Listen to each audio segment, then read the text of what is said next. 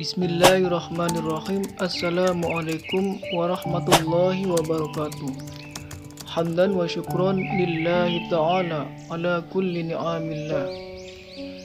Segala puji bagi Allah subhanahu wa ta'ala yang telah mengkaruniai segala nikmat-nikmat yang banyak dan tak terhitung. Kembali lagi dengan kami di channel Bandeng Super. Kami doakan selalu khusus untuk para petambak dimanapun berada, mudah-mudahan selalu diberi kesuksesan dan kejayaan yang abadi, amin. Di dalam kesempatan kali ini kami akan mengulas cara budidaya ikan bandeng dengan metode penangkaran.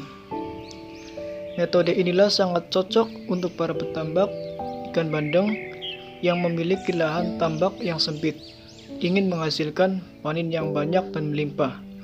Karena metode ini, metode penangkaran, mengatur waktu dengan secara singkat untuk panen yang berkali-kali dan menghasilkan panen yang melimpah dalam waktu yang secara singkat.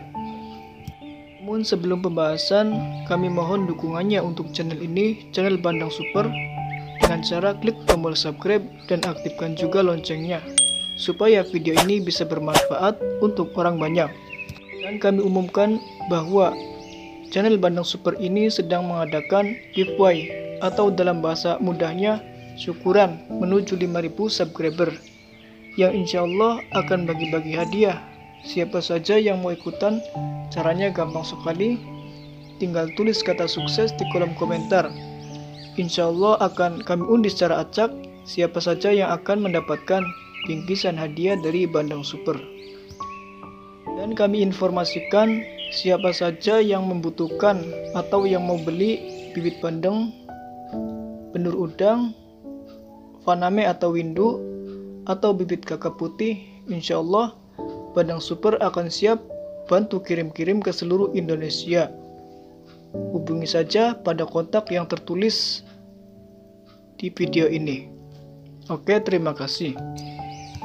Supaya mempersingkat waktu, langsung saja pada pembahasan yang utama, yaitu cara budidaya ikan bandeng dengan metode penangkaran. Mungkin barangkali video ini ternilai kurang menarik, kami mohon maaf yang sebesar-besarnya, karena tujuan kami adalah bukan untuk tontonan atau hiburan, namun hanya sebatas untuk edukasi atau pembelajaran secara sederhana, supaya bisa dipahami dan syukur-syukur bisa dipraktikkan secara langsung. Langsung saja pada langkah yang pertama, yaitu memilih tambak yang baik dan strategis yang dapat mendukung kelancaran dalam budidaya ikan bandeng. Di antaranya adalah memilih tambak yang dekat dengan saluran air yang baik. Arti dari kata baik adalah mampu untuk menggonta-ganti air secara teratur. Yang kedua, memilih tambak yang mengandung unsur lumpur, karena lumpur dapat menumbuhkan lumut-lumut yang melimpah sebagai pakan alami ikan bandeng yang utama. Yang ketiga, memilih tambak yang dataran tanahnya lebih tinggi supaya mudah untuk proses penjemuran tanah. Yang keempat, memilih tambak yang tanggulnya lebih besar dan lebar dengan kisaran kira-kira kelebaran 4 meter atau lebih. Memilih tambak yang jauh dari potensi hantaman ombak. Itulah pilihan tambak yang strategis yang baik menurut saya pribadi.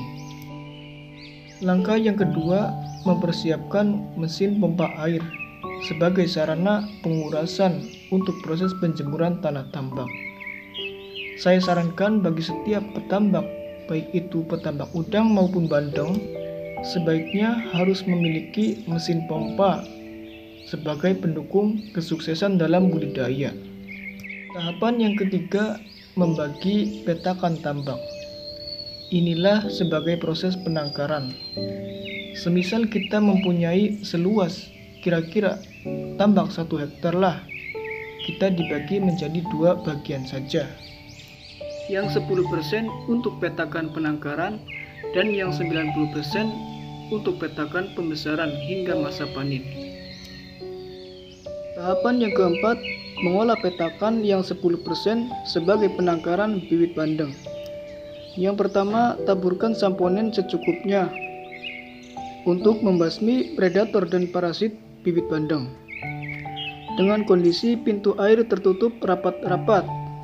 Yang kedua, tunggu reaksi samponin hingga selama 3 hari. Kemudian buka pintu air sebagai pembilasan samponin dengan kondisi pintu air tersaring menggunakan waring hijau. Kemudian menunggu hingga lamanya 7 hari, lalu tebarkan nener bandeng yang kecil-kecil. Yang kelima, pasang jaring-jaring di atas penangkaran supaya aman dari burung. Kemudian langkah yang kelima, mengolah tambak yang 90% alias untuk pembesaran hingga masa panen. Seperti biasanya, yang pertama, kuras seluruh air di dalam tambak. Bisa melalui pintu air atau menggunakan pompa air supaya praktis dan instan. Kemudian yang kedua, jemur tanah tambak. Tujuannya untuk menghilangkan zat-zat kimia dan gas-gas organik yang mengendap di dasar tanah tambak, dan juga mampu untuk menumbuhkan lumut-lumut di dasar tambak sebagai pakan utama ikan bandeng. Yang ketiga, mengangkati lumpur-lumpur di tepi tambak. Jadikan parit-parit sebagai rumah-rumah ikan bandeng dengan ukuran pelebaran 3 meter dan kedalaman 1 meter. Kemudian yang keempat, memunguti leseh atau siput tambak karena berbahaya dalam budidaya ikan bandeng. Dapat memakan seluruh lumut-lumut di dasar tambak. Punguti secara keseluruhan, jangan sampai tersisa 1 butir pun. Karena jika tersisa 1 butir, maka akan tumbuh berkembang biak menjadi 100 butir yang dapat menghancurkan seluruh lumut di dasar tambak. Yang kelima, menebarkan bahan-bahan lengkap atau lumut-lumut di dasar tambak sebagai pakan ikan bandeng yang utama. Kita bisa menggunakan kue kambing, daun-daun yang kering, atau pelepah pisang. Taburkan sebanyak-banyak. Kemudian yang keenam, menebarkan pupuk NPK Mutiara sebagai perangsang penumbuh lumut-lumut di dasar tambak dengan takaran 1 sak untuk per 1 hektar. Taburkan ketika masa pengeringan. Yang ketujuh, membuat pintu air sebagai sarana gonta-ganti air tambak. Kita bisa menggunakan bambu atau pipa yang besar. Yang kesembilan, masukkan air yang baru sebagai pembilasan dalam proses penjemuran. Karena bekas penjemuran sangat berbahaya pada bibit bandeng. Langkah yang keenam, memindahkan bibit bandeng setelah menunggu proses penjemuran dan pembilasan dengan lamanya 1 bulan dan 1 minggu untuk pembilasan. Barulah kita memindahkan bibit bandeng dari petakan penangkaran ke petakan pembesaran hingga masa panen. Caranya adalah sama seperti penebaran bibit bandeng, yaitu 1. Memilih air yang baru, menghindari air yang tua supaya tidak terjadi kematian massal pada bibit bandeng. Yang kedua, memilih waktu di pagi hari kisaran jam 7 sampai setengah 9 atau sore hari sekitar jam 4 sampai jam 5 sore supaya terhindar dari suhu yang panas yang mengakibatkan stres pada bibit bandeng. Yang keempat, menghitung populasi bibit bandeng kira-kira 4.000 sampai 5.000 per hektar untuk teknik tanpa pakan buatan. Setelah proses pemindahan bibit bandeng, kemudian barulah kita tebarkan ulang nener kecil-kecil ke petakan penangkaran supaya bisa menyusul pada siklus yang kedua. Adapun caranya seperti langkah yang awal. Langkah yang ketujuh, memberi nafsu makan pada ikan bandeng. Ketika dalam pertengahan operasional budidaya ikan bandeng dan kondisi lumut melimpah, barulah kita memberi nafsu makan pada ikan bandeng dengan cara menaburkan 2 botol urusal untuk per 1 hektar dengan catatan pintu air tertutup rapat-rapat Supaya urusal tidak keluar, lakukan ketika bandeng usia 1 bulan setelah pemindahan.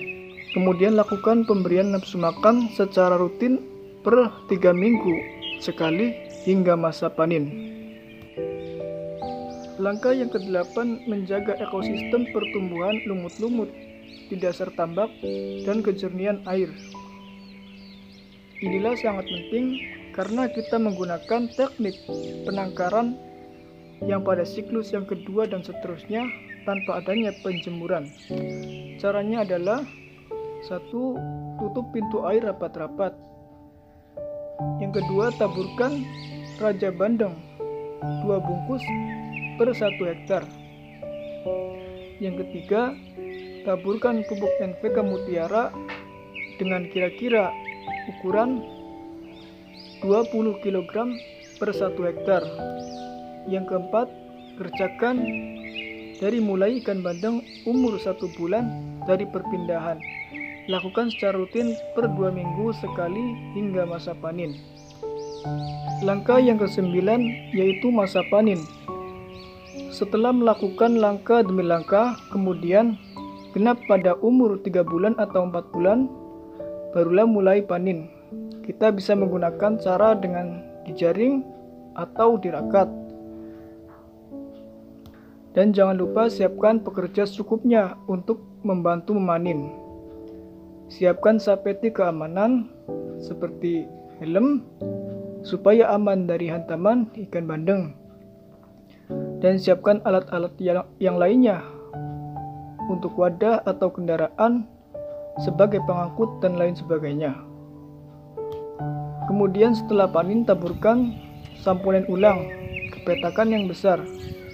Setelah proses kemudian lakukan proses pemindahan bibit yang sudah dikarantina di petakan penangkaran. Dan seterusnya. Nanti akan panen terus-menerus, itulah cara penangkaran.